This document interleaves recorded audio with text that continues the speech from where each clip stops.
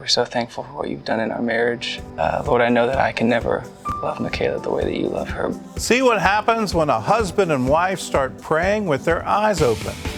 Plus, millions have read her books and seen her movies. Best-selling author Karen Kingsbury joins us on today's 700 Club Interactive.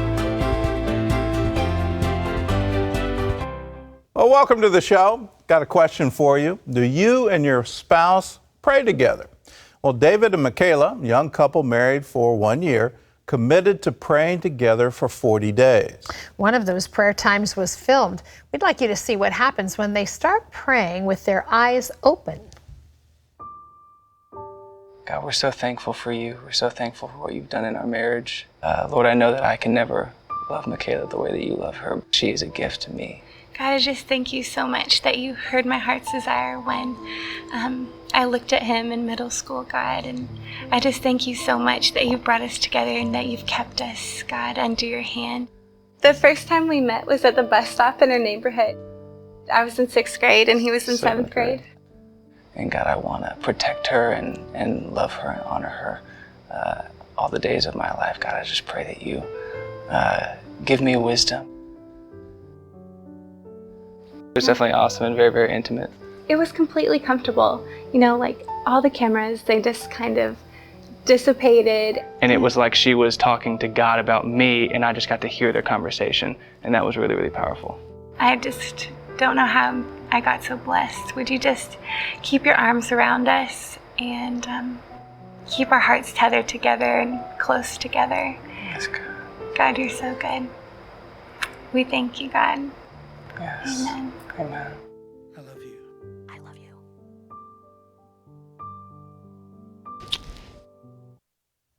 Ah, newlyweds. Newlyweds. We'll be back in 20 years. Yeah, we'll measure how this goes. But the truth is, and studies do show, that couples that pray together are far more intimate with one another. So if you want a better marriage and a better life, learn how to pray with your spouse. In fact, if you'd like to try that 40-day prayer challenge with your spouse, just go to 40daypray.com and you can find out more about how they have done that in their own lives. Well, at Dunmore High School in Pennsylvania, football and prayer are a tradition. Head coach Jack Henzies has been leading the team in prayer for the past 45 years. And it's not a complicated prayer. Coach Jack says we pray to the good Lord, hoping none of our players or the other players are hurt because we know how hard they work. Well, that is a simple prayer. After an atheist group from Wisconsin filed a complaint, the coach told his players he could no longer lead the prayer. Sorry that happened in my home state, Yes, but what's up with those cheese I don't heads? know, too much cheese. The team had a decision to make, so would they continue the tradition? Well, quarterback Colin Holmes told a local reporter, we're going to do it on the 50-yard line, yes, and say the Our Father. And that's exactly what they did. I love that. Yeah, and that is permissible. It's unfortunate that we've got to slice and dice it as they're a school employee leading the prayer. But if it's a student-led prayer, you can pray all you want, and that is a wonderful thing. Stand up, stand up. It's great. Well, by the way, we want you to know the Dunmore Bucks are undefeated this season. So, guys, we're rooting for you. Keep those wins coming and keep praying. Well, at a Christian school in Washington, D.C., the chorus teacher spends time each day singing worship songs with her students. Well, her son, 6-year-old Sanjay, happens to be one of her students. One morning, Sanjay was so overcome with God's goodness while worshiping, she knew that she just had to capture it on her phone. And we want to share with you that tear-jerking moment that's now gone viral.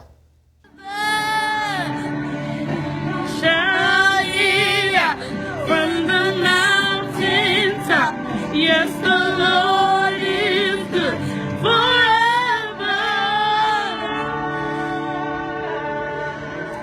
Stay there.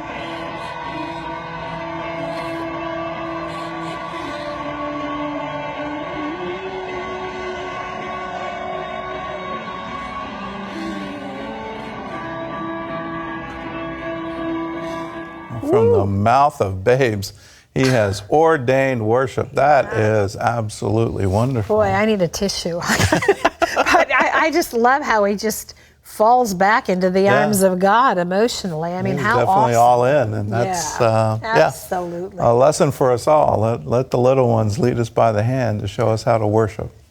Well, remember when Pilate asked Jesus, "What is truth?" Well, it seems today that some people really don't want the answer to that question. They want post-truth. Can you believe that? Oxford Dictionary has announced post-truth is the word of the year, the hyphenated word of the year. It means relating to or denoting circumstances in which objective facts are less influential in shaping public opinion than appeals to emotional and personal belief. In essence, feelings trump facts. Well, the word dates back to 1992, but this year alone, its usage has jumped by 2,000%. And Oxford Dictionary's president gave a few reasons for its popularity. One, he cites a highly charged election, the growing use of social media as a source for news, and a distrust of the establishment. And having just finished a political cycle, I can say the distrust of the establishment is well earned because we're looking at the supposed newspapers of records, the news sources of record, and we find that they were actively campaigning and campaigning for a specific candidate. So when you start looking at your news sources are no longer trustworthy, are the facts that you're getting from them without spin and without editorial comment. I don't think it's so much post-truth as the established methods of news dissemination have become, in the minds of many people, corrupted. Yeah. And so now where do you go in order to find the facts? Well, and I also think that for a lot of our culture, there is a post-truth element in we want what we want when we want it, and we don't bother me with the facts. No, I'm a facts girl. I like the facts. But I think today, you know, you're seeing all these college students lying down in the street and protesting and crying, and, you know, first of all, there's a class you ought to be in if you're on a campus somewhere. There's a life probably. you need to be living. Yes, exactly. And you need to be about that. One of the problems, though, I think that, and this is beyond the election, that within social media, we're finding that you get into a recursive cycle where your opinions are reinforced. Oof. So you only, you know, these algorithms know what you like and therefore deliver to you what you like, as opposed to contrary opinions. I've been a news hound for decades, and one of the things that really helps me is go to the foreign press sources. Get a clear picture. You go to the China Morning Post or the Singapore Straits Times or India News, Today. Right? I mean, there are plenty of different ones in the English language. There's a great one out of Brazil, and unfortunately I can't think of it right now.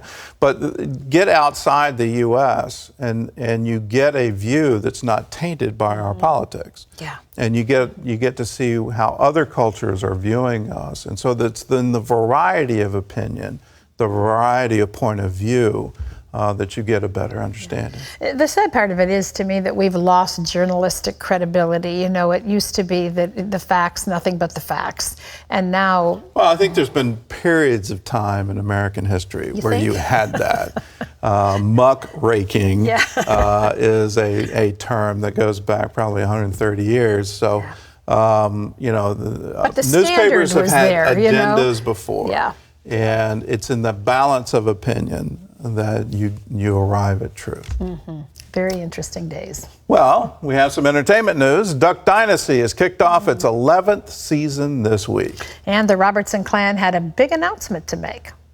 We've got an unbelievable announcement for y'all. This will be our final season.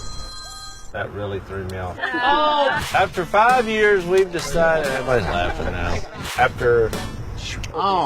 We've decided as a family for this to be the final chapter of the Duck Dynasty series. This is going to be the best season yet, and you might see us again on a special or two. May God bless each and every one of you. Yay! Yay! Oh no! It's miss time that to family. break out the hankies, and I think we need an online petition. Please, please take it to season 12. Don't just stop here. Well, they've left a wonderful legacy just in sharing where their family's coming from and how they do what they do. Well, I remember when they first started and doing interviews with them, and they kept saying, "If it lasts, if it lasts." Yeah. And here we are in season 11, and I said, "Well, it's a great name, Duck Dynasty, and there's a potential here for it to be intergenerational, Yes. and to stay on television as long as you want, and for them to voluntarily go off. Oh no, Yeah, it's kind of nice when it's voluntary. right? And it's always That's all nice bad. to go out, leaving them wanting more. Yes, That's always good. exactly. Well, hats off to them. They've done a great thing, and they've done a great thing for our culture. And they've reintroduced prayer over meals to America, Amen. and that's a wonderful thing. Well, November is National Adoption Month. If you've ever considered foster care or adoption, we want to encourage you to take the next step. Boy, we sure do. For Randall and Kelly Nichols, their next step involved raising money. They wanted to adopt a little girl from China, but they soon realized that international adoption can be very expensive. CBN's Charlene Aaron shows the unique solution that they found to help foot the bill. Randall and Kelly Nichols knew from the time they married that they dreamed of adopting. It's kind of always been. Yeah, I mean, when we were dating, we talked about how one day we wanted to adopt. After several years and 3 children of their own, the dream still remained. Initially, they planned to adopt a special needs child within the U.S.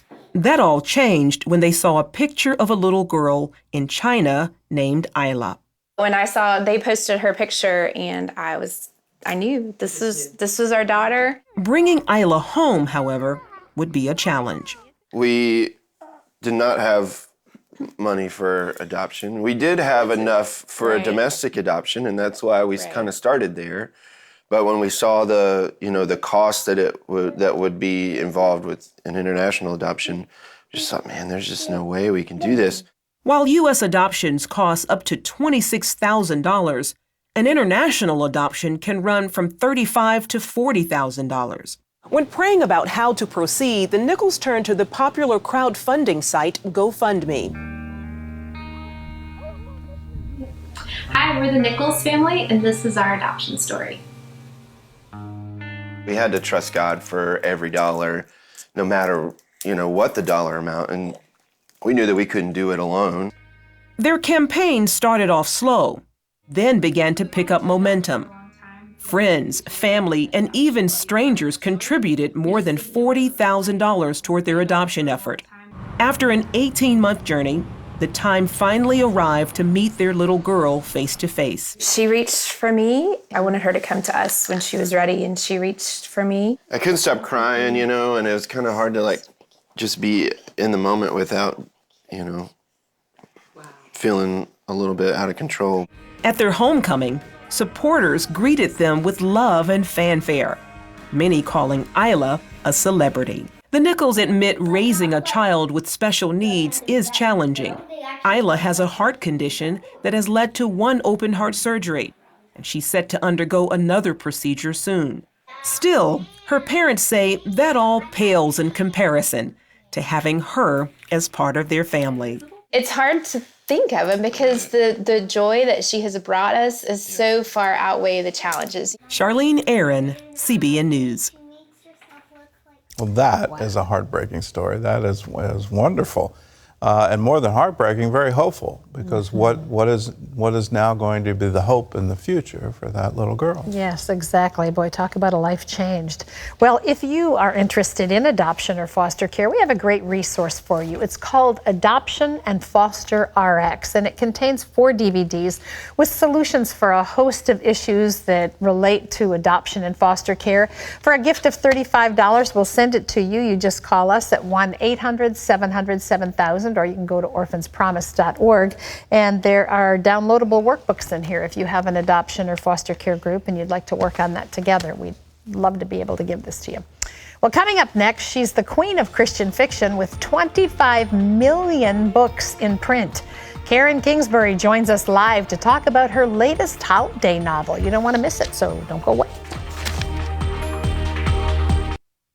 Well, if you love stories with heart, adventure, second chances, look no further. Best-selling author Karen Kingsbury brings that and more in her latest Baxter family book, and just in time for Christmas.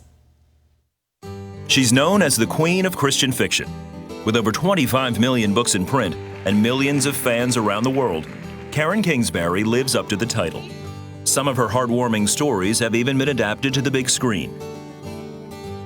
Karen's latest book, A Baxter Family Christmas, focuses around her most popular characters, the Baxters, as they come together after tragedy and witness a Christmas miracle.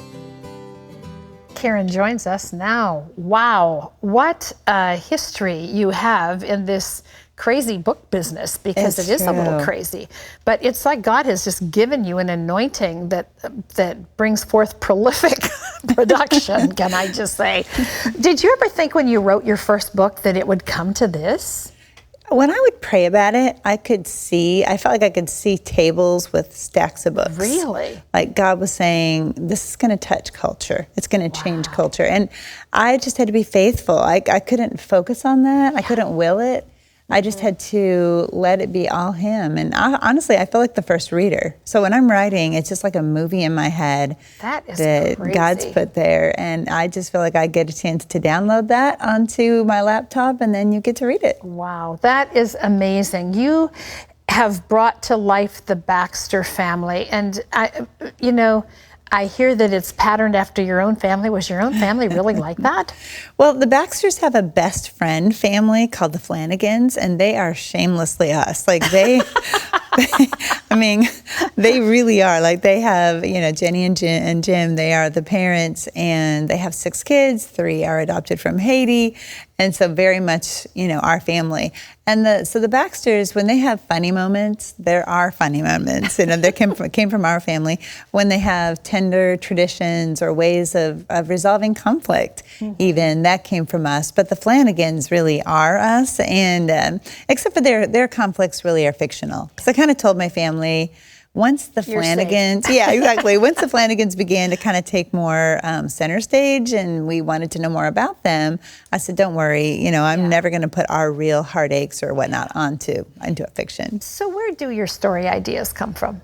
Well, sometimes they always come from God. He gets all the credit for sure. But I might be at an airport and witness, a heartbreaking scene between a father and a son. And one time I saw this where the father was saying goodbye to his little son. Obviously, it was a divorce situation where the little boy was going home after a summer visit. Stepmom was sort of there but detached, sitting off to the side. And the dad was stoic until the little boy, who was crying, until he got on the plane. And then the father literally, with everyone watching, turned to the wall, just put like his arm up and wept. Wept. And I thought, so then that ignites something in me. And I think in addition to writing, God's given me this blessing of empathy. I was just going to say, you talk about the wife being detached, but how do you enter into someone's pain like that? Right, and in that case, I didn't talk to him, but I did talk to, on the other side, because the little boy was on my flight. And at the other end, once we got to Portland, where we lived at the time, the woman who picked him up was welcoming him off the plane, and she was so tender-hearted, and I told her what I saw. And she got tears in her eyes, and she said, he left us. Wow. And I thought, just the heartache of their situation. So that works its way into my books. And choices. That love is a decision. It's a decision to stay and to, make this honoring to God. Through. And then you'll find joy in that too. I've had some crazy funny letters as well, like from people where they'll sometimes write and say, your characters are so great. One woman said, I feel like God's telling me to leave my husband because my husband's not like your characters. I thought, oh my goodness, that's not what God is telling Let me write back quickly. Yeah, so I wrote back quickly and I said, why don't you build your husband up? Why don't you try some of the things the Baxters do to save their relationships and make them better? And they ended up staying married and having more kids. And so, the Baxter family has become a real teaching tool for lives. It has. Yeah. You have a wonderful opportunity coming up with Roma Downey and her husband, Mark. Tell us what's going on. Well, about 2 years ago, Roma called and she said, I'm reading the Baxter family. At that point, she was in Redemption, so the very first book, and had moved on to the second book, and she was loving them. And she called and said, I'd like your blessing to turn the Baxter family into a classic television series for everyone to know. Wow. And we began to be not only, working together, but friends. And this last summer, I got a chance to spend a couple different days where I would just hang out at her house. We would have lunch together and just pray over the Baxter family. She is so excited to keep them who they are, because they don't know they're about to be famous. I love what they're doing, that they're planning a network that's going to feature family-friendly, faith-based stories. I mean, what a boon to the Christian community. Well, we need it, and it will be a source for original content as well. So they've got some great content that's been part of the MGM library, but they also have some great opportunities, as do all of us who write Christian books and stories. Because, a lot of the networks, though they'll sometimes run something, you fight for every mention of the word God. And we just, with Roma, it's going to be the complete creative control that you always wanted, that will, you see the Duck Dynasty family prays on TV. Why can't they do that on movies and in films? What's the start date for that? When we're looking at the end of 2017, so about a year from now or early into the next year. But I've already seen the pilot and the pilot script rather, and it is amazing, and it's so much like the book. Oh, that's so exciting! So it's going to be fantastic. That is wonderful. You spoke after the election at Liberty University, and speaking of moments of inspiration, you bring a word of wisdom. What did you say to the student body there? Well, I wasn't looking forward to that moment necessarily, because who knew who was going to win or that kind of thing. And, obviously it's a very conservative university. I'm very conservative in my viewpoints and very pro-life. And we didn't know. So I was praying and asking God to give me something that was inspirational. And he gave me this poem. And the poem had to do with the political landscape in Bethlehem at the time of Jesus' birth. Wow. And how there were factions and divisions and unfair taxes, and a king who was absolutely not pro-life. He was going to go on to kill babies because of Jesus. So very similar. And they wanted a leader to make Israel great again. And that wasn't, God took a look at what they needed, and he said, it isn't going to end up being a king. It's going to be Christmas. Wow. Wow. Mentioned also that this is National Adoption Month. You are an adoptive mom, and how has that changed your world? Well, when you adopt, I think you set out to bless a child. You're going to try to help them, but as is always the case, children bless us. And our adopted kids have brought us everything from humor to a realization of the actual need. There's kids that are starving to death, so we're big fans of Compassion International now. Our family sponsors 16 kids through them, because it's just one of those things that the need is so great. One of our adopted boys, Sean, he lost a sister who was 3 years old who died of starvation. So they have blessed us beyond words. And I got a text this morning from Sean, and he said, "Hey, beautiful mom, I'm praying for you today." And it's just, our family is so full and so rich, and we laugh. We have so much fun together. I can't imagine that they ever weren't part of our family. All the better for it. Oh, absolutely. Yeah. Well, I just want to remind people again, if you've read all 22 of the Baxter books, or if you're new to the series, you want to be sure to pick up a copy of A Baxter Family Christmas. Put this on your gift list for folks. They'll be inspired by it. Karen, thank you so much for being with us. It's always a treat to visit with you. Thank you. God bless you. Yes, Merry Christmas. You too. Thank you so much, Jerry. Gordon? Well, up next, her son was so sick, she had to carry him everywhere on her back. See how you help lighten her load when we come back.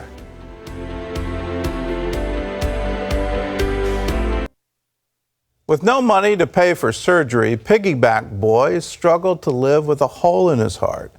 And that's when you stepped in to help. Mrs. Shue got tired of people commenting about how she always carried her son on her back. But it was the only way Long could get around. I had a really bad heart problem. Long was always sick. He did not get enough oxygen, so he was dizzy a lot. He always coughed and had high fevers. It got even more serious when Long fainted at school. From then on, I had to stay at home. I was like a bird being locked in a cage. I wanted to fly, but my wings were broken. One day I saw him drop to the ground. I ran to him and he cried. Mama, my heart hurts so much. His face started to turn gray. I did not want to die. I knew if I did, my parents would be 10 times more upset. Long desperately needed surgery, but Mr. and Mrs. Shu only make about $1 a day. Then, at our most hopeless point, Sibian offered to help pay for the surgery. I could not even get my relatives to help. I used to think that nobody cares when you are in trouble, but CBN cares. And that made me feel loved for the first time ever. Long's heart surgery was set up and completed in just 3 days. I had only dreamed of this moment. Now I can walk and run and I don't feel tired anymore. I know the people who helped me are Americans. So when I grow up, I want to come visit you. And thank you for healing my heart. I'm so happy. And that thank you goes out to you if you're a member of the 700 Club, because a portion of every gift you give goes into the work of Operation Blessing to help people around the world. Another portion goes into the work of CBN International to preach the gospel around the world. You're a part of all of it when you join with us. If you're not a member, go to the phone, call us, and say, yes, I want to join. Number's on the screen, 1-800-700-7000. How much is it? It's just $20 a month, and that breaks out to 65 cents a day. And if you're interested in sponsoring a surgery, we have a special fund for you.